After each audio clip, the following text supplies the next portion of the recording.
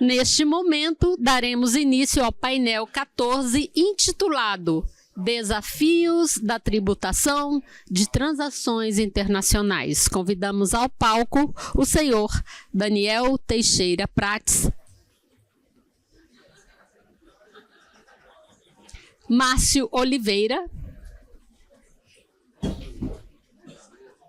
e o mediador Jorge Bispo. Jorge Bispo é professor doutor da Universidade Federal da Bahia e é auditor fiscal da Receita Federal.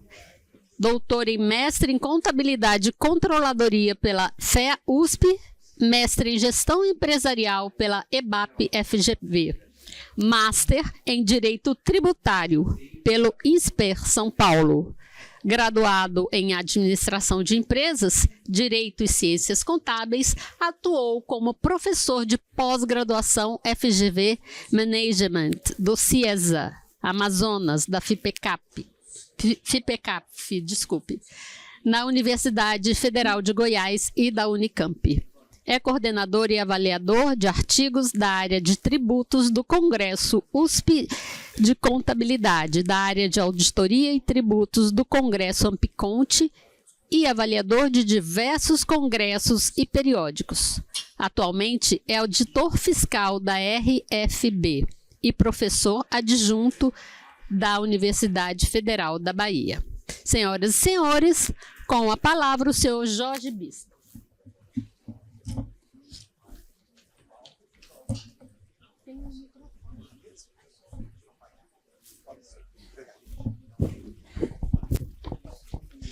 Pessoal, boa tarde. Inicialmente queria agradecer o convite de estar aqui no Congresso Brasileiro de Contabilidade e é uma honra apresentar dois expoentes que atuam no mercado, um como painelista e o outro como debatedor, mas na realidade são dois panelistas e dois debatedores. Queria só acrescentar um detalhe: eu sou auditor fiscal da Receita Federal aposentado. Já sou, por exemplo, idosozinho, já trabalhei bastante e hoje eu estou só na academia. O pessoal pergunta, além de professor, você faz alguma coisa? Eu digo, não, só sou professor, mas já é muita coisa feita e nós sabemos disso. Eu queria inicialmente apresentar, por exemplo, o nosso painelista, Daniel Teixeira Prates, que ele é auditor fiscal da Receita Federal, é o coordenador de tributação internacional da COSIT, coordenador geral de tributação substituto, é o delegado do Brasil no Work Party 6, Taxation of Multinational Enterprise, da OCDE, bacharel em Direito pela Faculdade de Direito Largo São Francisco, especialização em mestrado profissional pelo IBDT São Paulo.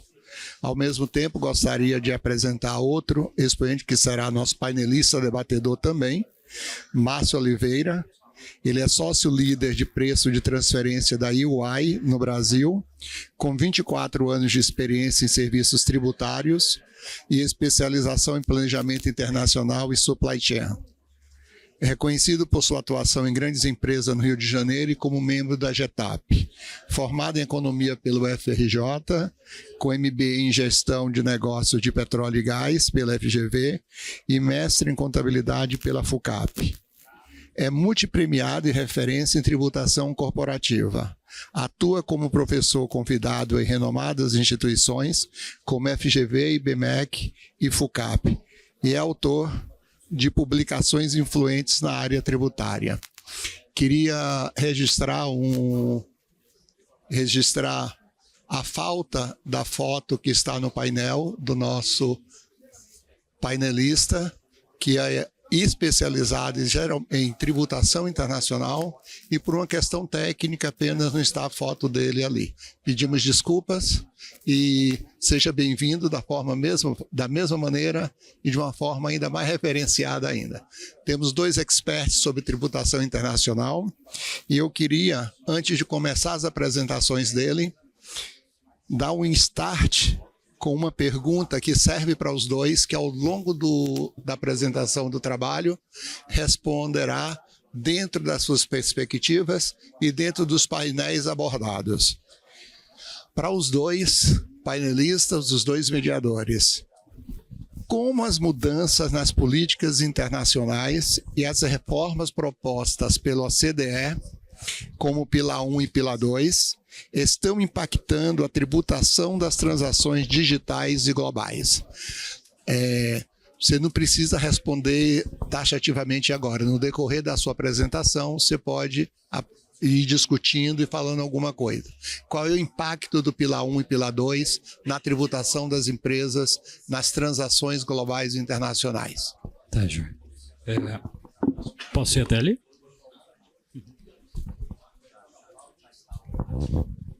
Vamos lá? Você é o primeiro? Acho que o senhor está primeiro, colocar no seu primeiro.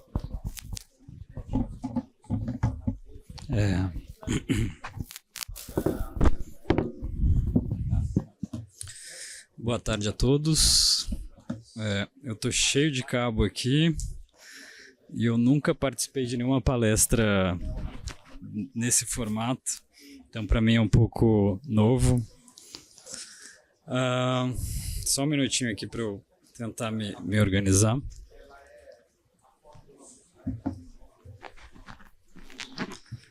Bom, como o Bispo falou, meu nome é Daniel Teixeira Prates, eu sou auditor fiscal da Receita Federal do Brasil e trabalho na área de tributação internacional, na coordenação de tributação internacional da Receita Federal.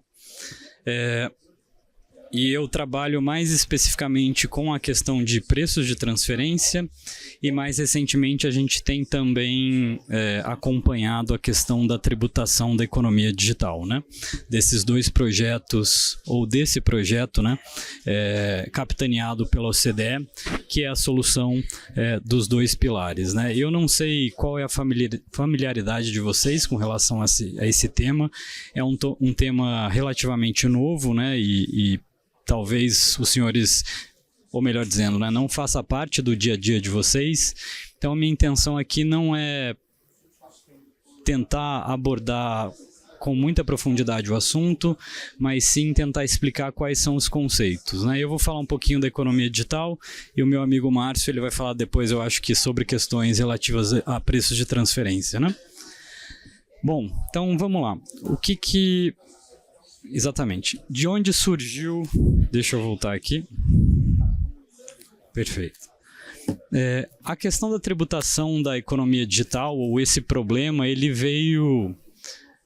ele surgiu, né? O problema ele foi levantado a partir do projeto BEPS, né? O que é o projeto BEPS? O projeto BEPS foi um projeto que teve início em 2013, né? E ele foi uma iniciativa do G20 em conjunto com a OCDE, e teve por objetivo aprimorar, eu diria, né, o cenário da tributação internacional com vistas a evitar a erosão da base tributária, né? Foi um projeto que foi discutido no âmbito da OCDE, então vários países sentando junto ali firmaram ou chegaram num acordo com relação a uma série de ações para enfrentar esse problema da evasão fiscal, né?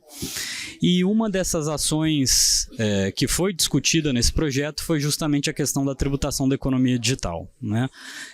O projeto ele teve início, como eu disse, por conta dessa questão, dessa problemática da evasão, mas também por outros motivos, né? Eu não sei se os senhores se recordam, mas em 2008 e 2009 a gente teve aquela crise financeira e ali surgiu uma pressão para se ter receitas adicionais, né, para eventualmente fazer frente aos gastos que se tinham naquele momento, né? Além disso, a gente tem também naquele momento uma série de escândalos, eu vou dizer assim, né, ou shame, né, onde você vê algumas notícias no sentido de que grandes empresas, principalmente essas big techs, elas não pagavam ou não pagam imposto em lugar algum, né, ou pagam muito pouco considerando o que elas de fato faturam, né? Então, os países, né, a partir de um mandato do G20, né, eles iniciaram esse projeto BEPS e uma das diretivas ali, uma das ações era justamente a questão da tributação da economia digital, né?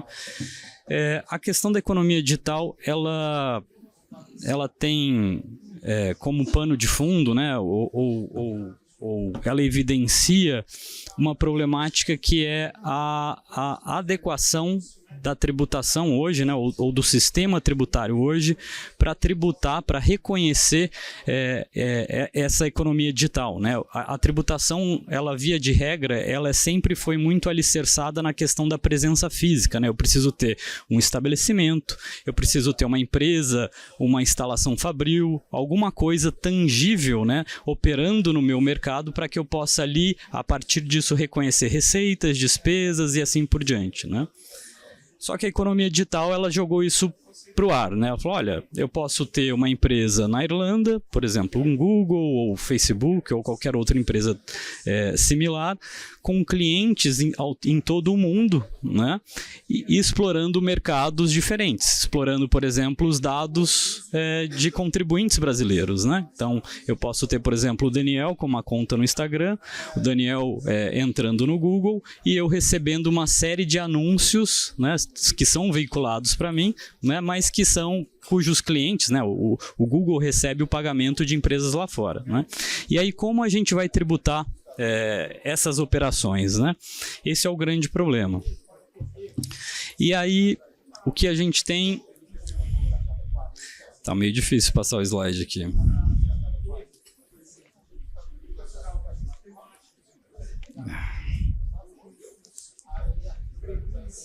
Onde que para?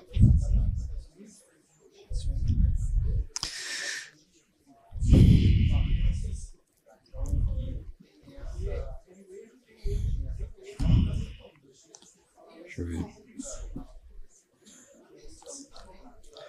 Será que alguém pode ajudar? Agora foi. Você pode passar para mim, Bispo? Você pode voltar por favor? Pode deixar nesse. Pode... Volta. Isso. Não. Mais para frente, por favor. Mais um. Isso. Bom, então chegou em 2020 ou 2021, esses países, né, eu acho que cerca de 140 países, sentaram juntos e decidiram elaborar uma solução baseada em 2 pilares, né, o Pilar 1 e o Pilar 2, né. O Pilar 1, ele é formado... ele tem uma ferramenta, um elemento chamado Amount A, né, ou montante A, e o Amount B, né? Já o Pilar 2, ele tem uma série de elementos, mas eu vou focar aqui especificamente no que a gente chama de regras GloBE, né, ou regras GloBE, né? Que tem também 3 elementos, né? São várias siglas em inglês, aí eu fico falando aqui em inglês, eu pareço ser um pouco chato, mas infelizmente é assim que foi discutido e acordado lá. Então tem uma sigla que se chama IIR, que é Income Inclusion Rule, uma outra que se chama QDMTT, que é um imposto mínimo global, e uma outra que se chama UTPR. Não? Eu vou focar só nas duas, tá? Nesse IIR e nesse QDMTT. E, de novo, eu peço desculpa por falar aqui em inglês toda hora e por essas siglas, mas não é culpa minha. Pode mudar, Liz, por favor. Tratando especificamente do montante A, quando você conseguir... Isso, pode passar mais um, por favor. Exatamente. O que é esse montante A? A ideia desse montante A é justamente o quê?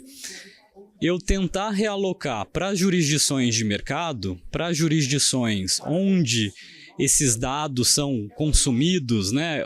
De onde vêm esses dados, por exemplo, no caso de uma propaganda do Google e assim por diante, para essas jurisdições de mercado, para eu tentar realocar uma parcela do lucro do grupo multinacional para essas jurisdições e tributá-lo pelo imposto de renda. Essa é a ideia principal que está por trás do montante A. Então, qual que é a ideia aqui? Eu vou partir do balanço consolidado do grupo multinacional, né? E a partir disso eu vou determinar uma determinada fração desse lucro que esse grupo multinacional tem e vou realocar uma parcela desse lucro para a jurisdição de mercado. E aí essa jurisdição de mercado ela vai poder tributá-lo. Mas são todas as empresas multinacionais, são todos os grupos multinacionais que estão sujeitos a esse montante A? né? Não são, né? É apenas uma parcela muito irrisória, né? Mas por outro lado significativa de empresas, né? De grupos que estão sujeitos, né? Então a ideia foi selecionar apenas aqueles grupos multinacionais que têm um faturamento acima de 20 bilhões de euros, né? Então ali eu vou pegar empresas como, por exemplo, o Facebook, como o Google e assim por diante. Mas vejam que por mais que a solução originalmente ela tenha tido a intenção de se alcançar empresas que operam na economia digital, não se tem uma exclusão ou uma restrição a esse grupo de empresas, né? Qualquer grupo de empresas que tem um faturamento acima de 20 bilhões de euros, me desculpem, ele está sujeito a esse montante A, né? Então, e onde que eu olho esse faturamento? Na demonstração consolidada do grupo, né? Então, provavelmente ou com certeza o Google, Facebook, Airbnb, todas essas empresas estão, né? Mas também outras empresas também poderão estar. E qual que é a parcela? E além disso, né? Não para por aí. Ainda falando desse escopo, eu vou pegar todas as empresas que têm um faturamento acima de 20 bilhões, os grupos que têm um faturamento acima de 20 bilhões? Não. Fez-se um outro corte, né? Uma outra restrição. E aí só estarão sujeitos a esse montante A aqueles grupos que têm uma lucratividade, um retorno, uma rentabilidade, né? Um return on sales acima de 10%. Né? Só quando eu tenho uma lucratividade que eles chamam de excessiva, né? Eu vou sujeitá-lo a esse montante A. E aí desse lucro excessivo, ou seja, desse lucro que supera 10% da minha receita, desse lucro excessivo eu vou realocar 25% dele para jurisdições de mercado. Então essa é a ideia por trás do montante A. Então, por exemplo, eu vou pegar a demonstração financeira do Google, vou ver se ela tem um faturamento acima de 20 bilhões, né, no consolidado. Se tiver, eu vejo se esse balanço, né, se essa demonstração consolidada ela apresenta um retorno, uma rentabilidade acima de 10%. Se tiver, eu vou pegar a parcela que exceder e vou realocar 25% dessa parcela para jurisdições de mercado. Esse lucro ele pode estar registrado em qualquer lugar, pode estar num paraíso, pode estar na Irlanda, pode estar em qualquer jurisdição, né? Mas eu vou alocar ele e essas jurisdições de mercado elas terão direito de tributar essa parcela pelo imposto de renda. Tá? Então a ideia por trás é isso. Pode passar, Bispo. Pode seguir bem adiante.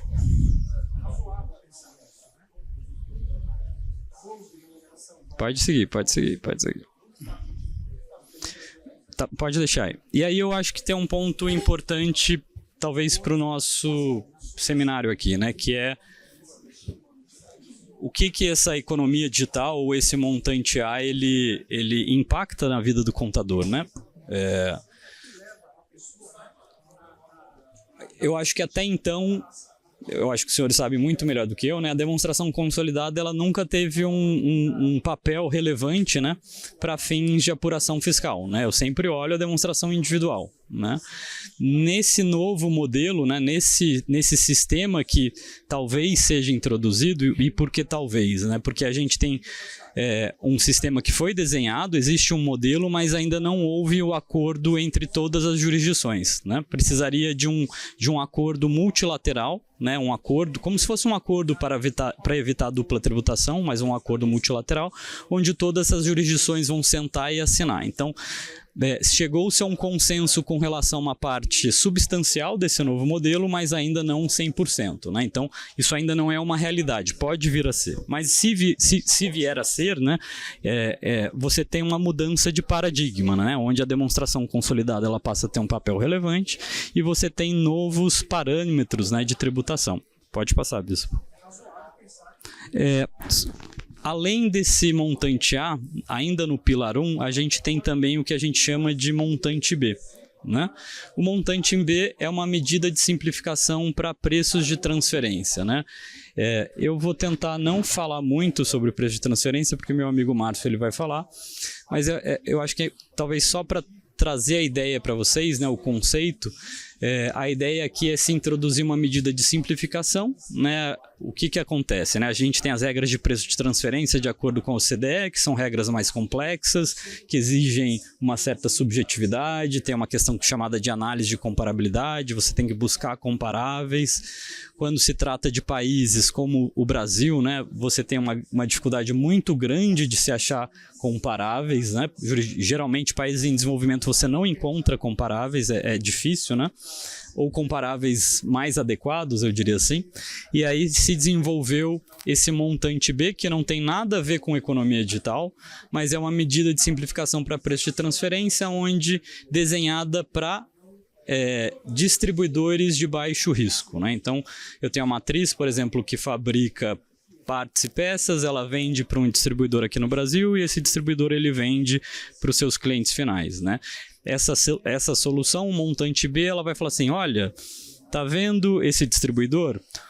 O retorno dele, né, a lucratividade dele para fins de preço de transferência deve ser... A solução ela traz uma matriz e vai falar assim, olha, vai ser entre 1,5% a 5%. Ela fixa um parâmetro em que a lucratividade ela vai ser determinada. Então, você não vai precisar mais buscar por empresas comparáveis. Então, seria uma medida de simplificação, mas assim como o montante A, é algo que ainda não está totalmente sedimentado ou que todos os países acordaram com a solução. Pode passar, Bispo. E aí, falando um pouco do Pilar 2, né? E esse sim é uma realidade. Como eu disse, a gente tem diversas ferramentas dentro desse Pilar 2, né? E eu vou falar um pouquinho do que a gente chama de regras Globe. Essas regras elas já foram implementadas por diversas jurisdições, né? Você tem uma diretiva da União Europeia, então os países ali da União Europeia já implementaram, e você tem outros países ao redor do mundo que estão em vias de implementar ou já implementaram, por exemplo, Austrália, Nova Zelândia, Canadá e assim por diante, né? Estima-se que com a introdução do Pilar 2 serão tributados, né, ou surgirá um incremento de receita tributária anual de entre 150 bilhões a 190 bilhões. Né? O Brasil ainda não implementou, mas provavelmente implementará. Então, isso é um ponto importante para a gente aqui. E por mais que o Brasil não implemente, provavelmente a matriz, né, a controladora, se ela estiver em outro país, em outra jurisdição, é muito provável que ela vai implementar, se é que já não implementou, e aí os senhores terão que produzir alguns relatórios e entender um pouquinho mais do que se trata esse bicho que se chama Pilar 2 ou Regras Globe, né? Pode passar, Bispo, por favor. Bom, o objetivo aqui é você introduzir um imposto mínimo global, né? Olha, a ideia aqui é que todas as jurisdições tributem a renda da pessoa jurídica a uma alíquota efetiva mínima de 15%. Né? Você pode tributar mais, mas não menos do que 15%. Né? Então essa é a ideia por trás disso. Né? E para se fazer... para se alcançar esse objetivo, você tem uma série, tem 3 ferramentas, né, que são aquelas siglas que eu mencionei no início, né, o IIR, o QDMTT e o UTPR, né? Pode passar, Bispo, por favor.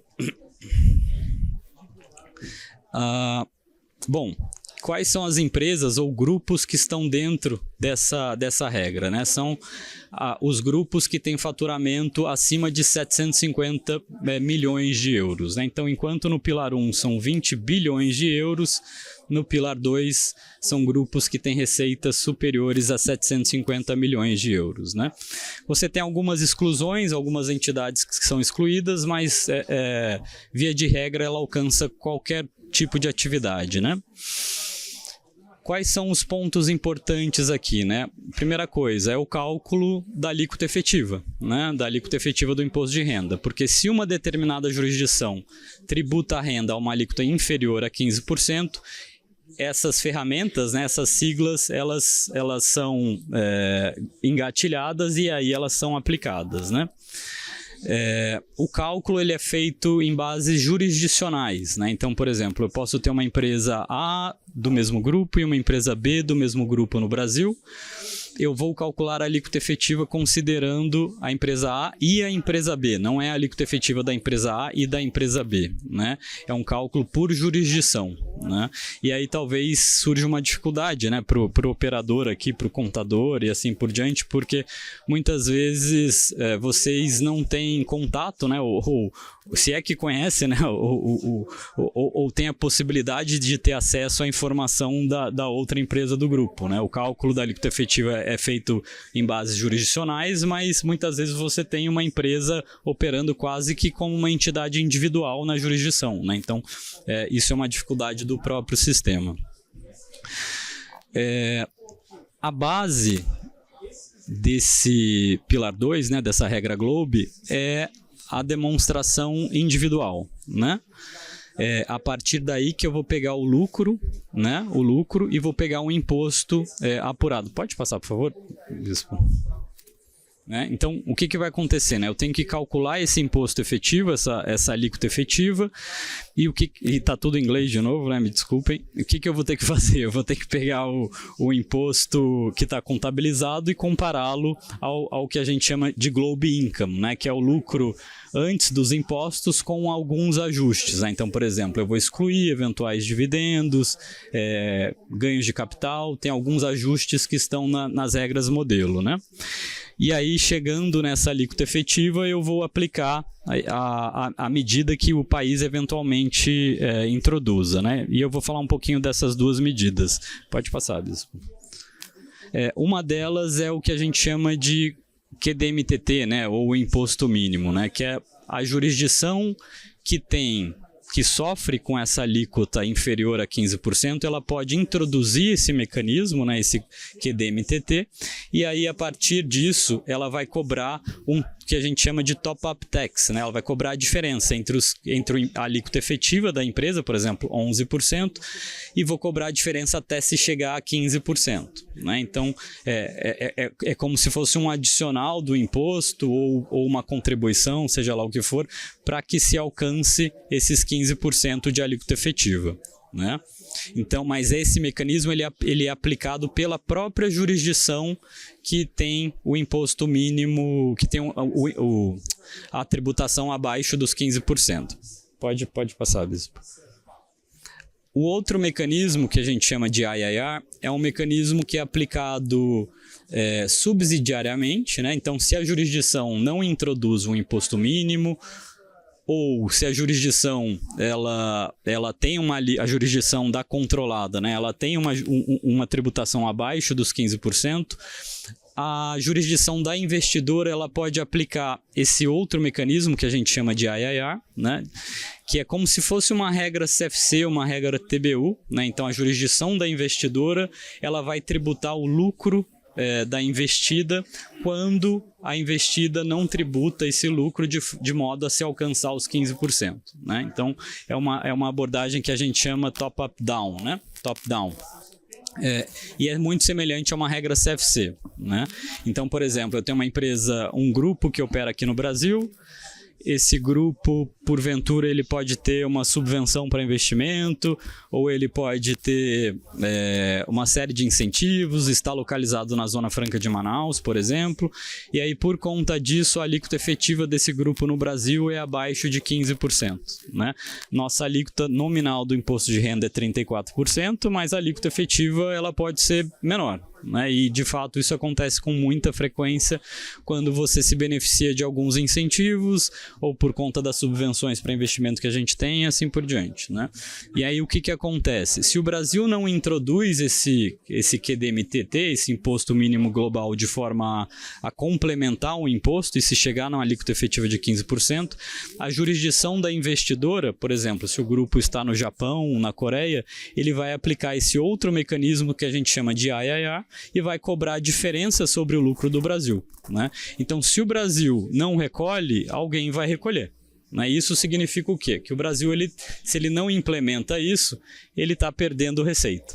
Está perdendo receita tributária, e em vez de financiar os gastos aqui no Brasil, o governo está financiando os gastos nos Estados Unidos, na Alemanha e assim por diante. Né? Então, é algo que a gente tem que pensar. Né? A gente tem uma série de incentivos que são dados aqui no Brasil, esses incentivos eles diminuem a alíquota efetiva aqui no Brasil, a alíquota efetiva do imposto de renda, mas esse imposto que deixou de ser recolhido aqui no Brasil, ele vai ser recolhido em outra jurisdição, né? Então, a gente está subsidiando o Estado, o outro Estado, né? É algo que a gente tem que pensar. E por isso que a introdução desse QDMTT, que eu mencionei antes, né? Ou seja, a introdução desse mecanismo de tributação mínima na jurisdição das investidas, ele é importante, né? Ele é não só importante, como ele é urgente, né? Porque a gente está deixando de arrecadar aqui no Brasil e alguém vai arrecadar sobre algo que a gente está financiando aqui, né? Mas, como eu disse, esse IIR ele é um mecanismo introduzido pela jurisdição da investidora, né? E aí, se a investidora não introduz um IIR, você tem uma regra que ela é um backstop, né? Que ela é subsidiária das outras duas, que é o UTPR, né? Então, olha, se ninguém vai recolher, qualquer outra jurisdição do grupo, por exemplo, onde está uma localizada, uma coligada, ela pode recolher essa diferença, né? Pode passar. O anterior. Bom, apenas alguns dados aqui para vocês, eu vou tentar ler aqui no painel, mas está bem longe.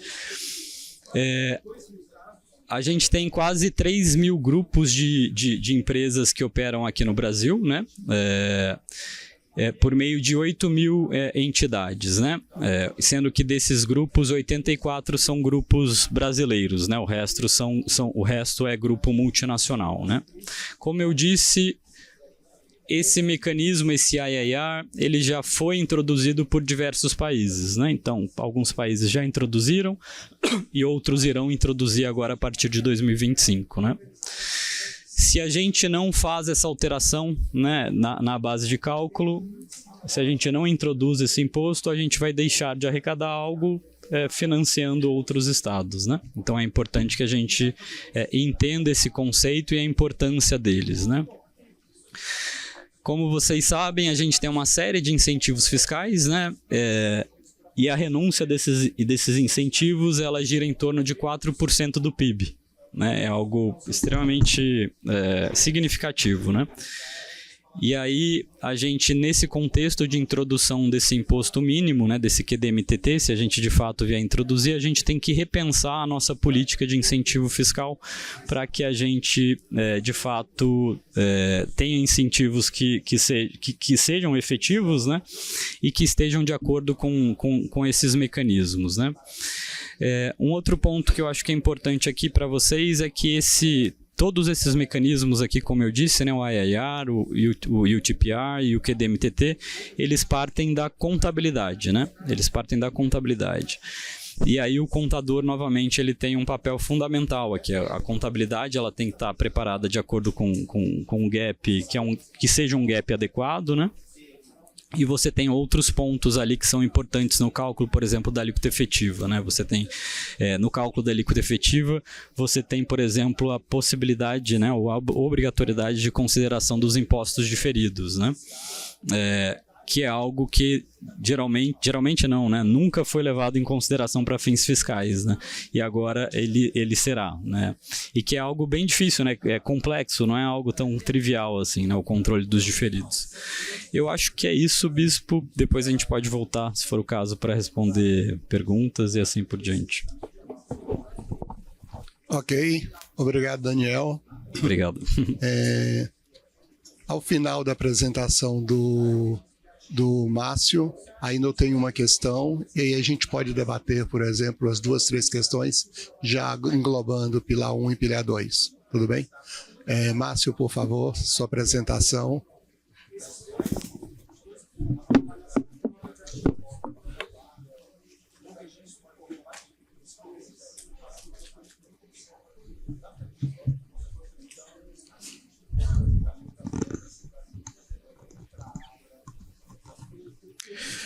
Boa tarde.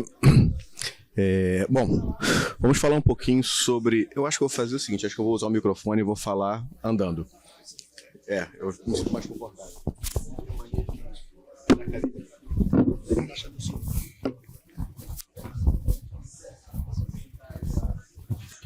Todos me escutam bem? Você me escuta bem, Bispo? Então tá bom. Bom, pessoal, boa tarde mais uma vez. Meu nome é Márcio Oliveira, eu sou sócio líder de preço de transferência da UI aqui no Brasil e a gente vai falar um pouquinho sobre preço de transferência, tá? E como que isso vem impactando e vai impactar significativamente, né, a vida de vocês no dia a dia. Quais são os potenciais impactos das novas regras de preço de transferência no dia a dia e na contabilidade. E como que a contabilidade pode contribuir para uma boa apuração de preço de transferência. Esse é outro elemento aqui fundamental, tá? Então a gente pode começar, bicho, vamos falar um pouquinho sobre a introdução das regras de preço de transferência. Acho que passou um slide.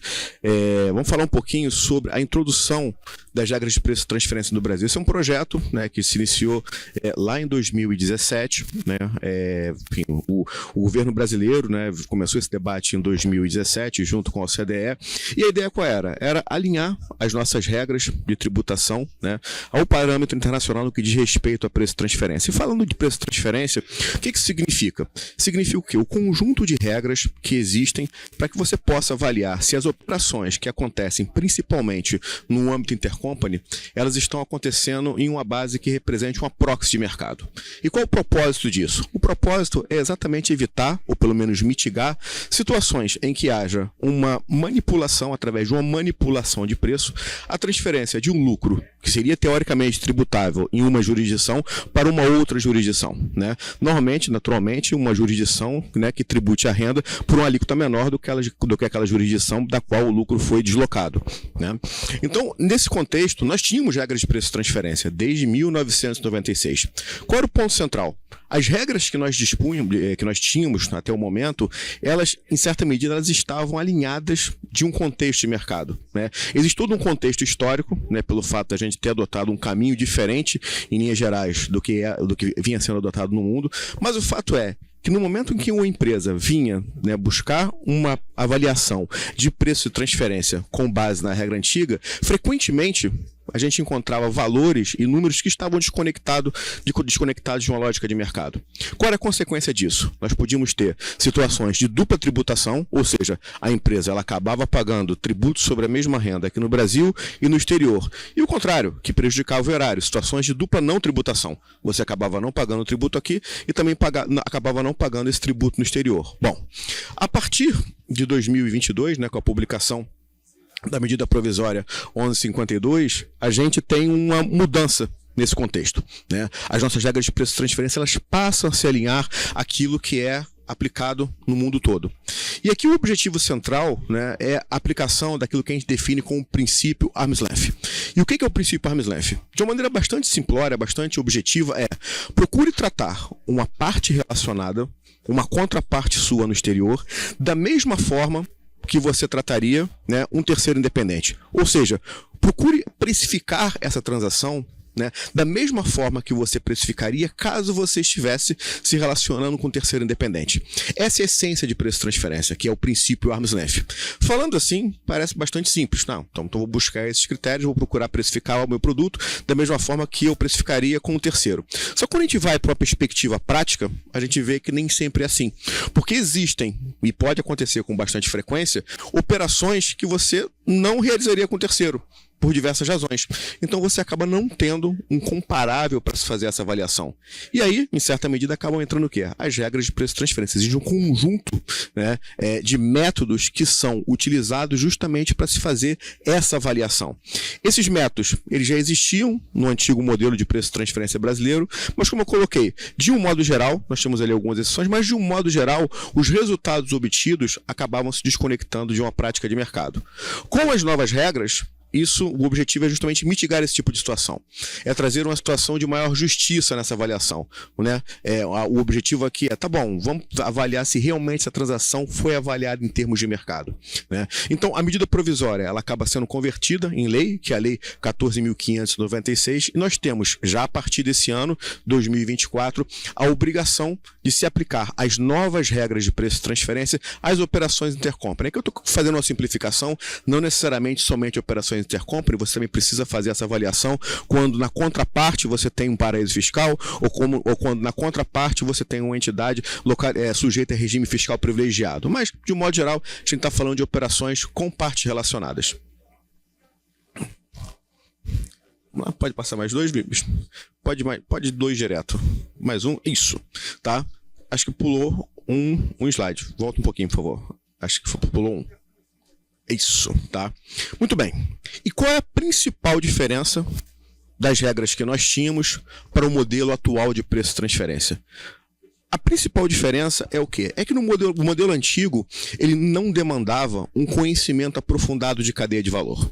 Né? Já no modelo novo, né, o modelo que é recomendado, sugerido pela OCDE, uma análise aprofundada da cadeia de valor e você compreender como que é gerado valor dentro do contexto da empresa é essencial para uma avaliação de preço-transferência. Né? As empresas elas precisam se ater muito à substância.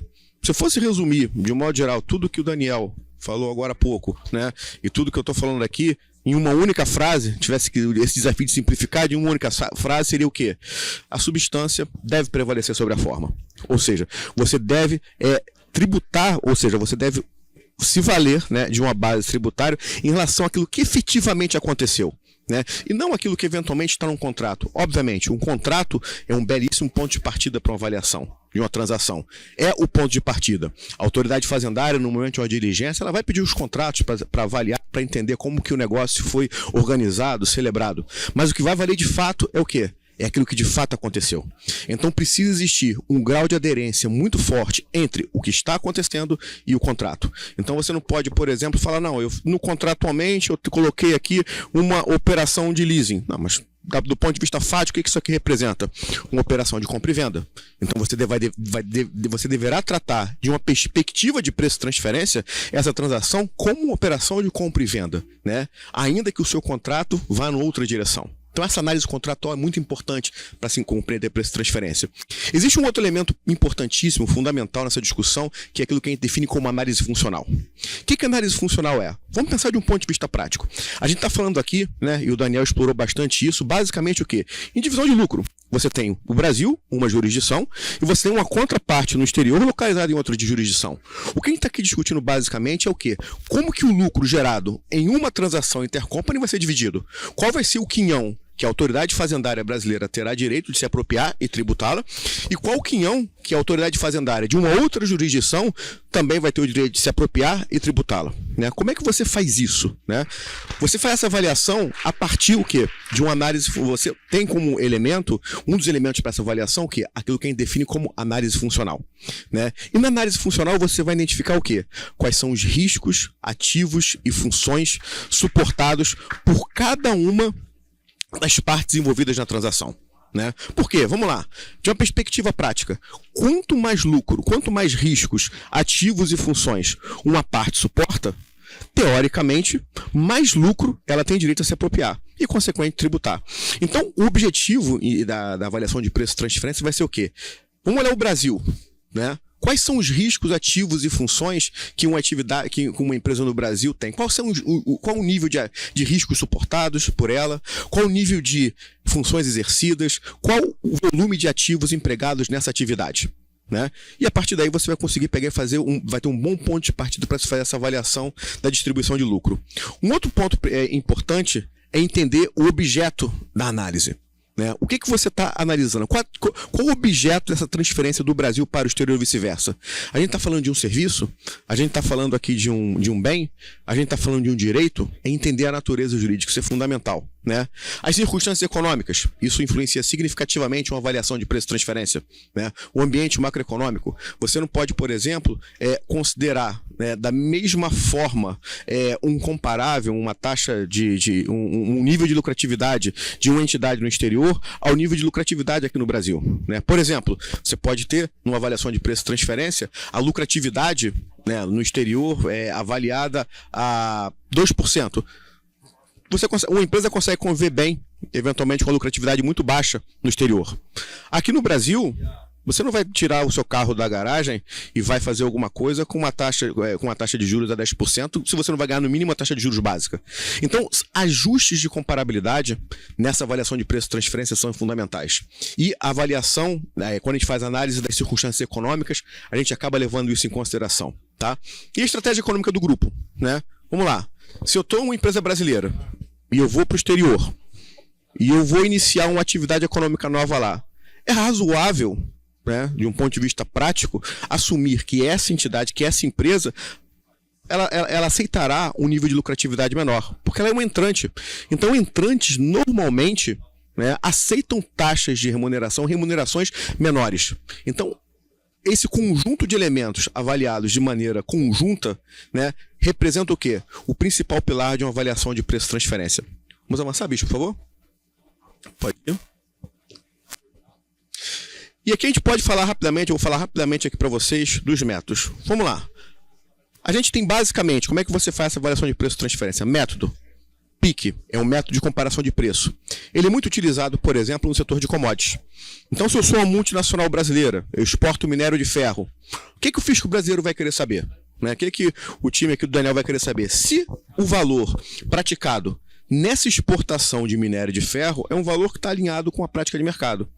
Qual é a melhor base para você avaliar uma operação envolvendo commodities, por exemplo, no caso do minério de ferro? Você vai buscar provavelmente uma cotação, né, na bolsa, numa publicação especializada para fazer essa avaliação. Então a gente está falando aqui basicamente o quê? De comparação de preços. Esse é um dos métodos de preço-transferência utilizados. Um outro método é o método preço de revenda menos lucro, né? Ele é muito utilizado quando você possui comparáveis internos, tá? E você consegue comparar margens de uma operação que você fez, né, uma aquisição de um terceiro, né? Verifica-se qual é essa margem na revenda que você teve para uma parte não relacionada, com uma aquisição feita, né, de uma parte relacionada por uma venda feita por uma parte não relacionada.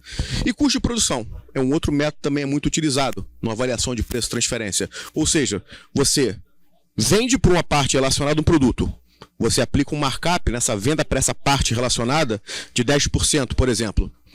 Faz sentido você pegar e aplicar qual seria a margem adequada dessa transação? Você busca uma transação que você realiza com um terceiro independente, verifica qual é essa margem e faz a comparação das margens. Esse é um outro caminho nessa avaliação. Vamos lá?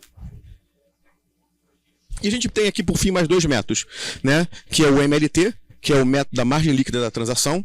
Esse método aqui ele é um método baseado em lucratividade, né, da transação como um todo. Então, o que o fisco vai querer entender é o seguinte: vem cá, você tem uma determinada transação. Você, por exemplo, é um distribuidor, tá? Um distribuidor de risco limitado. Você tem uma lucratividade de quanto nessa transação?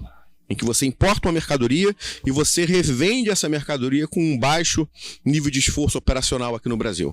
Qual é a margem que você tem? Minha margem operacional é de 5%. Qual é o exercício que o time da Receita Federal vai fazer? Tá bom, 5%. Então me mostra que essa margem operacional de 5% está alinhada com a prática de mercado. Então a empresa vai ter que fazer um estudo, né, dentro de uma perspectiva arm's length, né, que é o que? Dentro de uma perspectiva da qual você trataria um terceiro independente da mesma forma, e você vai ter que buscar um comparável. Você está aplicando 5%, você fez seu estudo, chegou à conclusão de que numa operação, em operações, que uma empresa com um perfil semelhante ao seu apura uma margem, por exemplo, de vamos colocar aqui 2%, que seja. Opa! Eu tô aqui um pouco acima da margem de mercado, então eu estou bem, né? Estou deixando mais dinheiro para a Receita Federal, né? Então, teoricamente, estou numa boa situação. Pode acontecer o contrário. Pode ser que você esteja aplicando uma margem de 5%, né? Mas, quando é feita a avaliação de uma perspectiva de preço de transferência, você chega à conclusão de que essa margem deveria ser, por exemplo, 15%.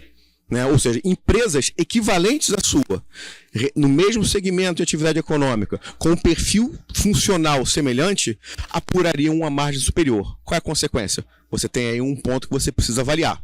Né? Você está, teoricamente, tendo uma remuneração no Brasil inferior ao que um terceiro independente teria em uma circunstância semelhante.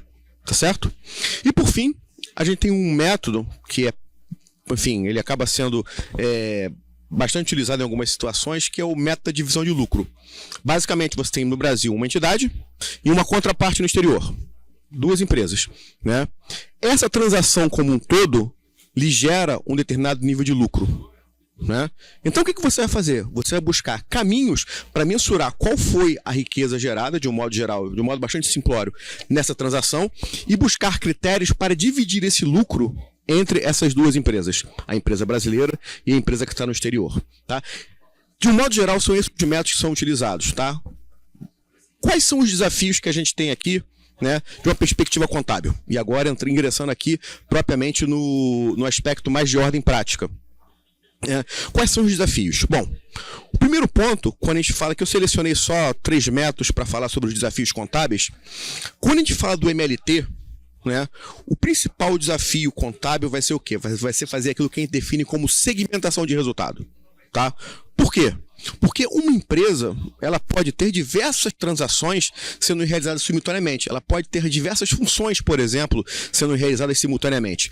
Exemplo, eu posso ser uma empresa que importo produtos e revendo. Então eu tenho o quê? Uma função de distribuição. Eu posso também ser uma empresa, essa mesma empresa, ela pode ter uma função de quê? De manufatura. Ela importa insumos de uma parte relacionada, transforma, utiliza esses insumos dentro do seu processo produtivo e vende um produto, né, na ponta final. Então ela tem uma atividade de manufatura. Ela também pode ser uma empresa, concomitantemente, que presta serviço de manutenção, né, em relação àqueles equipamentos que ela está vendendo. Vamos imaginar aqui que a gente está falando de equipamentos mais complexos. Então ela pode ter, dentro do mesmo resultado, né, o que? Diversas transações diferentes. A avaliação de preço-transferência, ela é feita, né, dentro da perspectiva da OCDE, segmentando os tipos de transações distintas que você tem. Então, é muito importante que haja, em nível de resultado, essa segmentação. Mais um slide, Bispo. Pode mais outro, por favor. Obrigado. Nessa tabela aqui, a gente ilustra um pouquinho do que eu estou falando, tá? A gente tem uma empresa, que tem a demonstração de resultados de uma empresa, e a gente tem aqui, essa empresa ela faz distribuição, manufatura e venda a terceiros, né, de produtos que foram de manufatura e venda a terceiros se valendo de insumos provenientes do exterior. Ela faz manufatura de venda vinculadas, né, e ela presta ali serviços de P&D também.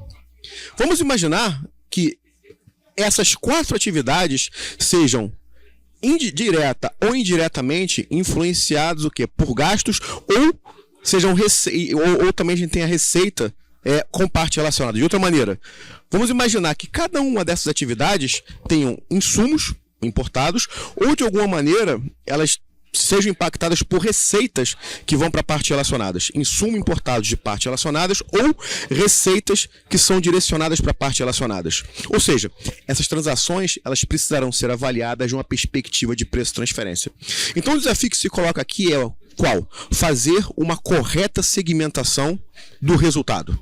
Né? Fazer uma correta segmentação para que você possa, como está ali no rodapé, identificar qual é a sua lucratividade da sua atividade, né? Para cada uma dessas atividades aqui que a gente está descrevendo, para cada um desses tipos de transação e, em um segundo momento, partir para uma avaliação de preço-transferência. Ou seja, submeter esses percentuais aqui do nosso exemplo a uma avaliação técnica. Ou seja, demonstrar para a autoridade fazendária que esses percentuais aqui, eles estão alinhados o quê? Com a prática de mercado. Esse é o desafio de preço-transferência principal que a gente tem aqui quando a gente aplica o método MLT. Tá? Se você não tem essa segmentação de resultado bem estruturada, provavelmente, no momento de uma diligência, você vai ter mais dificuldade em prover informações para o auditor fiscal e facilitar a vida dele no sentido dele formar um bom julgamento e ter confiança naquilo que você está fazendo. Então, essa segmentação ela é muito importante. Vamos lá? Né? Uma outra situação, né, também que é importante de uma perspectiva contábil, é quando a gente fala do método de divisão de lucro, tá? Como eu comentei para vocês, né, o método de divisão de lucro ele pressupõe o seguinte, ele pressupõe que você vai identificar qual foi a riqueza gerada em uma transação intercompany e você vai ter que fazer essa segregação. Não vou entrar aqui nos critérios da metodologia técnica de se fazer isso, mas é importante aqui para vocês o seguinte, primeiro ponto, você precisa ter dados financeiros comparáveis. O método de divisão de lucro, ele pressupõe o quê? Ele pressupõe que você vai ter uma empresa no Brasil e outra no exterior. Como é que você vai mensurar o lucro da atividade de maneira conjunta se você tem diferença de gap entre os padrões contábeis do Brasil e o padrão contábil do outro país, ou critérios de avaliação? Você não vai conseguir fazer isso. Então, o primeiro passo é o quê? É você buscar essa harmonização, para que você possa mensurar o lucro de uma forma adequada, tá? Isso é muito importante. Um outro ponto importante aqui, né? Já vou até pular aqui para o item 4, é a questão de valoração dos intangíveis. Intangíveis, o método MDL normalmente ele é utilizado quando você possui transações, né, complexas, altamente integradas e que possuem dentro delas intangíveis de alto valor. Né? Um dos maiores desafios aqui da contabilidade é qual é? Você fazer justamente o quê? A mensuração de intangíveis. Os intangíveis eles não são registrados na contabilidade, né? Salvo exceções. Você pode estar adquirindo um intangível, né? E você registra lá pelo valor que você adquiriu. Mas aquele intangível que é gerado dentro de casa, ele não vale para a contabilidade. Você não faz o registro contábil dele, né? É uma marca que você investiu ao longo de anos em marketing, propaganda, então você foi fortalecendo aquela marca e aquilo ali vale muito. Você pegar a marca Coca-Cola, né? Quanto que vale a marca Coca-Cola? Isso não está registrado contabilmente. Isso é fruto de um investimento de décadas, tá? Então, não há uma correlação direta entre o quanto você investe para a constituição do intangível e o valor do intangível propriamente dito. Não é isso? Você pode ter intangíveis que se você investir um caminhão de dinheiro, eles valem nada. Né? E outros intangíveis que você investiu muito pouco, eles valem muito. Então, não há como você fazer essa mensuração. Então, um dos desafios que a gente tem aqui na aplicação do MDL é justamente o quê? Avaliar qual o peso dos intangíveis nessa divisão de lucro. Né? Então, esse outro ponto aqui também é bastante importante. Eu acho, bicho, você pulou um método. Volta 2, por favor. Pode. Mais um. Mais um. Aí, obrigado. Né? Um outro desafio que a gente tem, né, quando a gente fala de preço de transferência, é em relação a métodos que demandam custo de produção. Tá? Por quê? Aqui a gente já tem, na verdade, até uma questão semântica, que vai gerar muita dúvida quando a gente está tratando de preço de transferência. Frequentemente a gente usa o termo aqui markup ou total cost, quando a gente vai aplicar o MLT. Que é um outro método. Só que, na verdade, esse markup ou total cost, o que a OCDE define como total cost, também acaba por incorporar as despesas operacionais. Então tem que se tomar muito cuidado com isso. Quando a gente fala do método de custo de produção, o MLT, o método, aqui na verdade é método de custo de produção, ali está errado. Ali ficou MLT. Mas quando a gente fala do método de custo mais lucro, que é o MCL, tá? Ficou ali MLT. Quando a gente fala do método de custo mais lucro, a gente está falando de lucro contábil efetivamente. A gente está falando o quê? Todo aquele conjunto de gastos que foi colocado, que foi empregado para que você tenha um bem ou serviço, né, pronto para o uso, pronto para que ele possa ser transacionado. Tá? Então, a gente precisa ter aqui uma perspectiva, sobretudo quando a gente fala de serviços, tá? Uma visão muito clara do que é custo e do que é despesa para fazer a correta aplicação desse método. Tá? Especialmente quando a gente está falando aqui daquilo que a gente define como serviços de alto valor agregado. O que são os serviços de alto valor agregado? São aqueles serviços que são normalmente conectados com a atividade fim da empresa. E a gente tem na outra ponta os serviços de baixo valor agregado. O que são os serviços de baixo valor agregado? São aqueles serviços que normalmente são atividade meio, de suporte. Né? E aí a gente tem novamente a questão semântica volta. Porque se você tem uma atividade meio e aquilo ali na contraparte, normalmente vai ser tratado como despesa, não como custo. Né? Então tem que tomar um pouco de cuidado. A OCDE ela usa o termo custo de um modo geral, mas o que a gente precisa ter em mente aqui é o quê? É o conjunto de gastos que você incorreu ou alocou para a prestação daquele serviço, independentemente dele ser de baixo ou alto valor agregado. Podemos avançar? Acho que já foi tudo, né?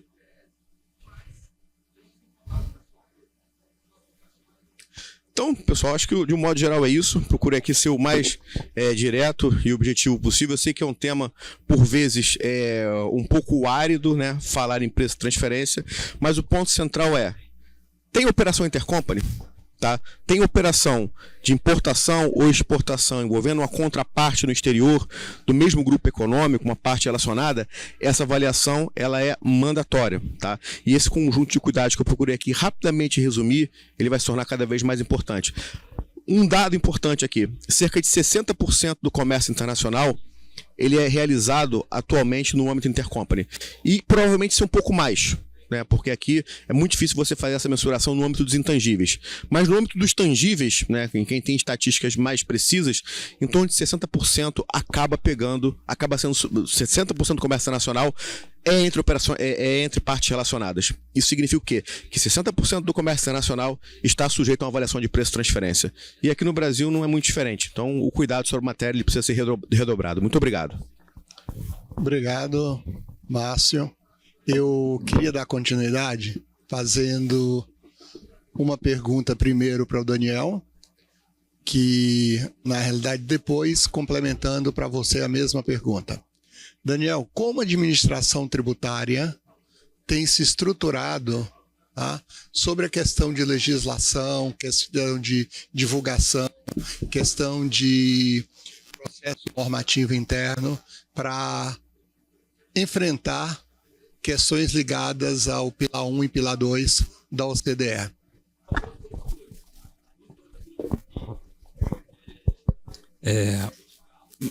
É uma pergunta interessante, Bispo. Vocês me ouvem bem?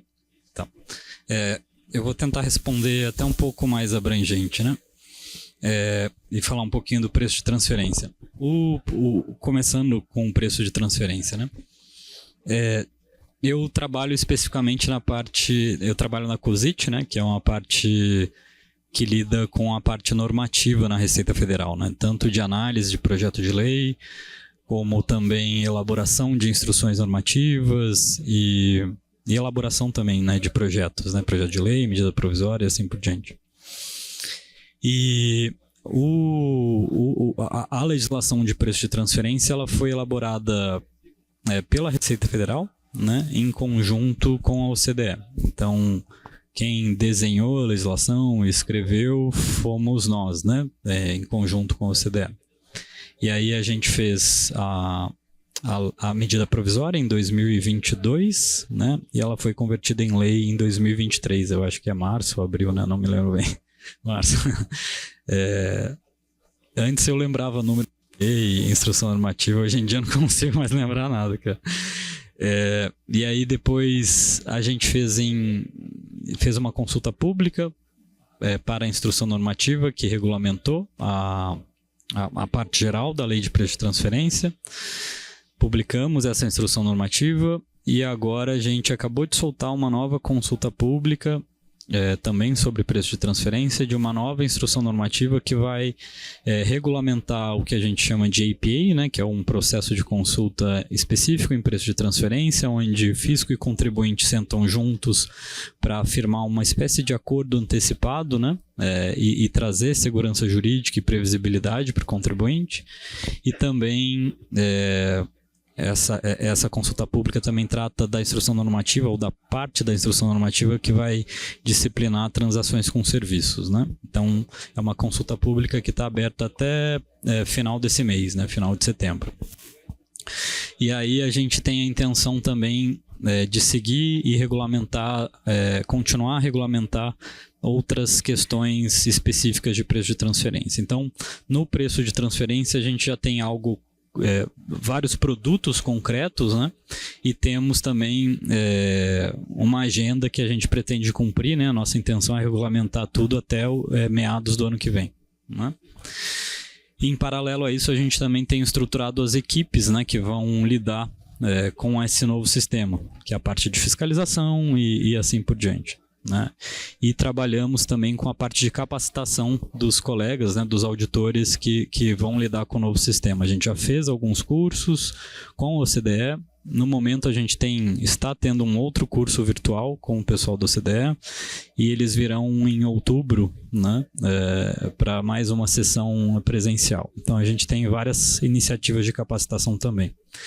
É um sistema novo, é um sistema difícil de se operar, mas não é impossível, né? Todo mundo já faz isso há décadas, né? A gente que ficou para trás, vivendo na nossa bolha, mas a gente tem que tirar o atraso. Com relação ao Pilar 1 e o Pilar 2, o Pilar 1 ele tem uma convenção, um modelo, né, que foi desenhada, que é uma proposta, mas que ainda, como eu disse, não foi acordada em definitivo, né? Então a gente não tem ainda um desenho, uma norma, né, na Receita Federal para espelhar essa convenção modelo.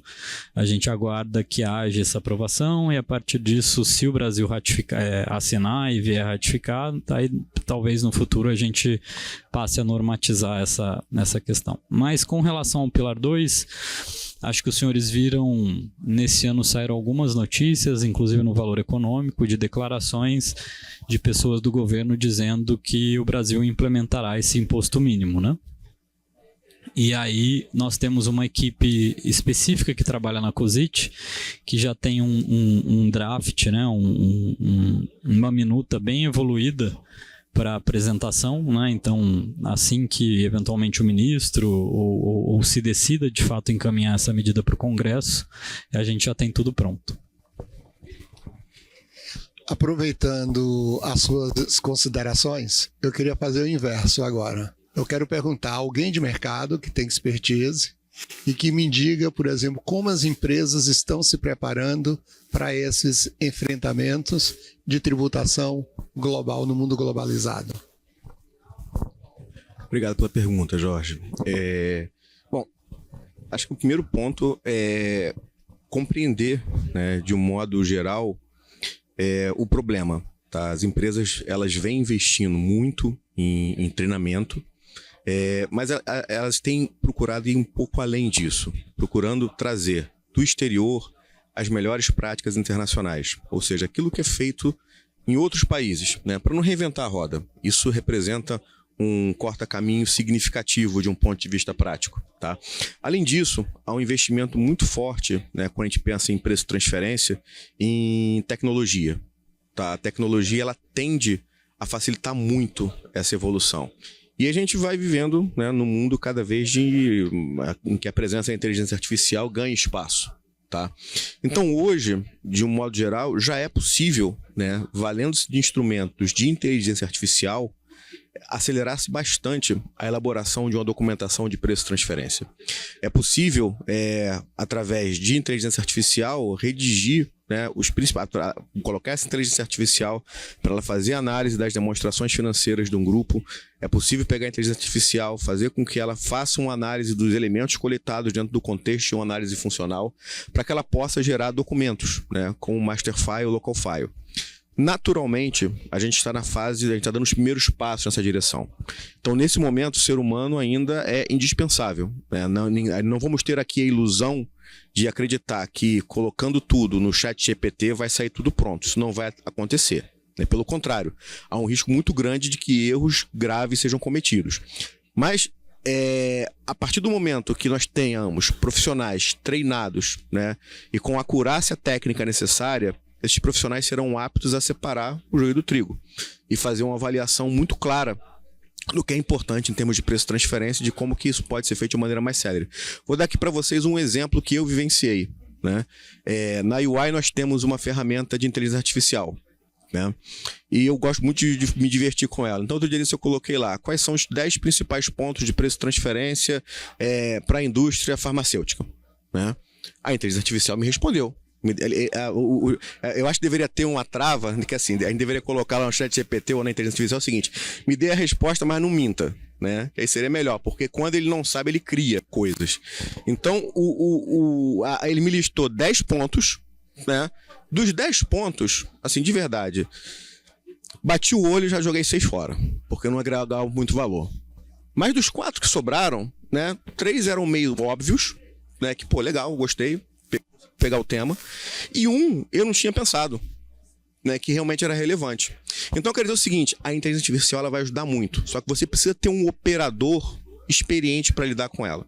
Se você coloca ali um profissional que não tem um conhecimento aprofundado do que eu acabei de falar, da cadeia de valor, um conhecimento aprofundado de como a empresa gera valor, né, dentro do seu contexto operacional, quais são os riscos, ativos e funções que efetivamente aquela empresa atua, né, você vai ter problema. Agora, se você coloca um operador que conheça isso, você vai conseguir fazer mais, melhor e mais rápido. Isso sem sombra de dúvida. Eu queria aproveitar aí uma questão até de reconhecimento de legislação brasileira. Perguntar para o Daniel o seguinte: nós não somos membros plenos da OCDE. Nós estamos em processo de entrada na OCDE. Esse processo de entrada, eu vejo que nós estamos há uns 15 anos nesse processo de entrada. Qual é a perspectiva que você pensa? Não como, eu gostaria que você não me respondesse aqui como uma resposta da administração tributária, mas você como profissional que tem uma expertise, que está trabalhando com a OCDE, qual é a sua perspectiva, a percepção da gente entrar definitivamente na OCDE como membro da OCDE? O que é que falta para a gente se tornar membro da OCDE? Sem colocar você em saia justa. Não, acho que não tem problema não. Eu acho que é mais uma questão de vontade política, Bispo. No governo passado houve eu acho que havia, né, um interesse muito grande, né, de se fazer esse processo a qualquer custo, né? E aí tentou-se acelerar o processo, né?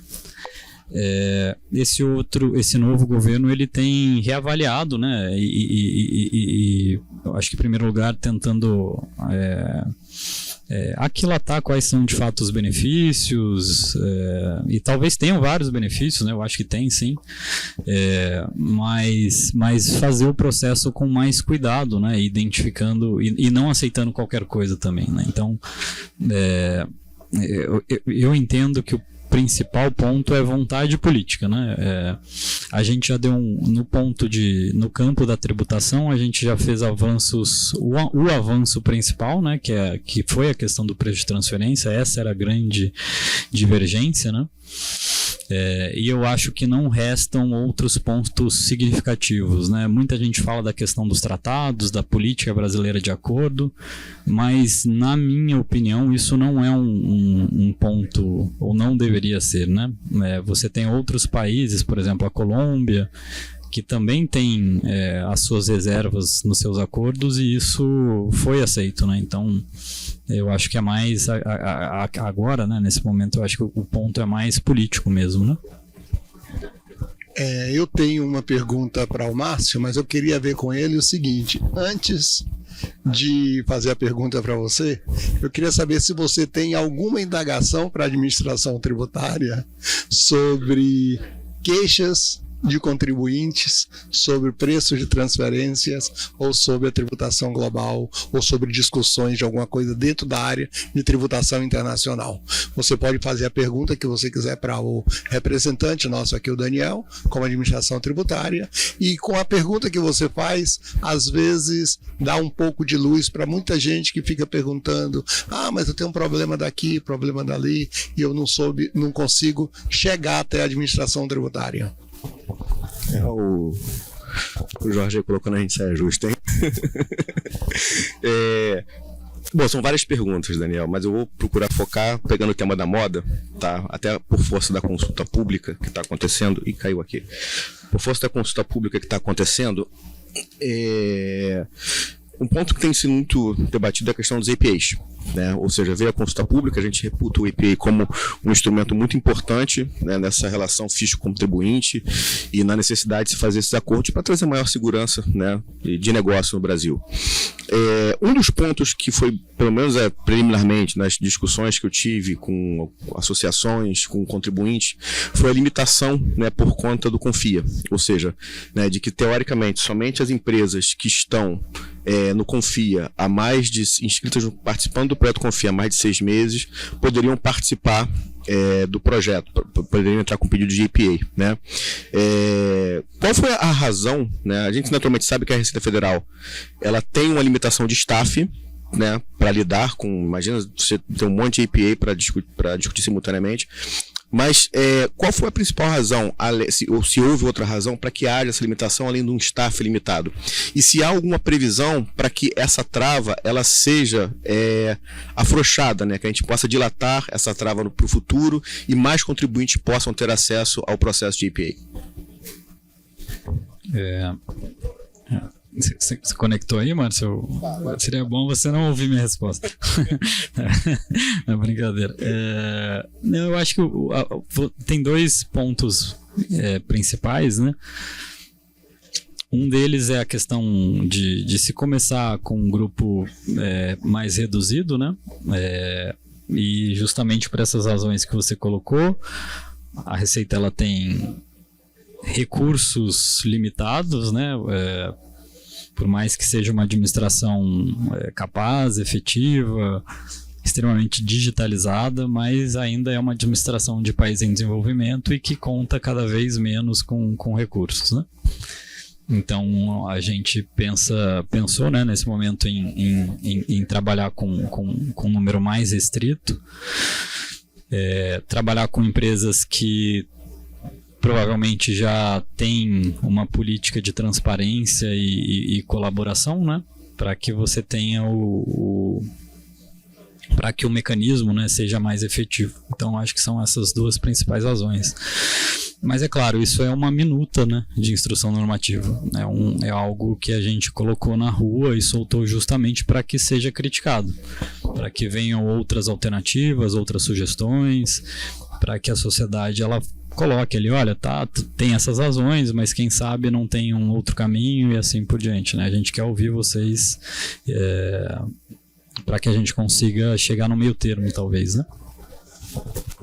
Agora a pergunta que eu vou fazer e queria ver a posição é do Márcio com relação ao seguinte: a hora que implantar ou que for implantar o Pilar 2 da OCDE, que está em discussão, alguma coisa sobre tributação, esses métodos que ainda vai ser lançado no mercado para discussão e sair uma futura normatização, eu queria saber o seguinte: o que é que você pensa que as empresas deveriam se preocupar especificamente no sistema de compliance?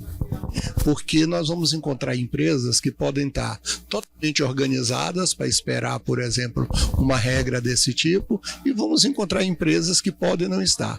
O que a empresa, ou os contadores também, deveriam ficar mais atentos para um compliance dessas empresas, para que elas não venham ser submetidas aos processos rigorosos de fiscalização?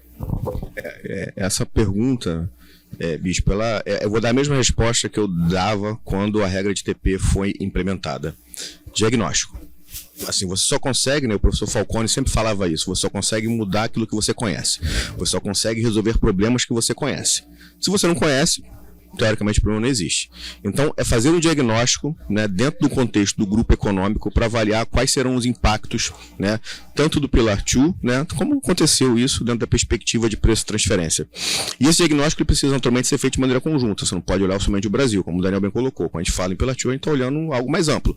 Então, você precisa avaliar quais são os impactos desse novo modelo, tanto no Brasil quanto no exterior, né, buscando aí caminhos, né, e no futuro processos para que você tenha a implementação de uma forma muito tranquila. Não adianta também fazer o diagnóstico, né, mapeou os problemas, mapeou quais são os gaps, mas não se desenhe um processo para que se tenha um acompanhamento e um monitoramento para que eventualmente você não fique em compliance para o futuro.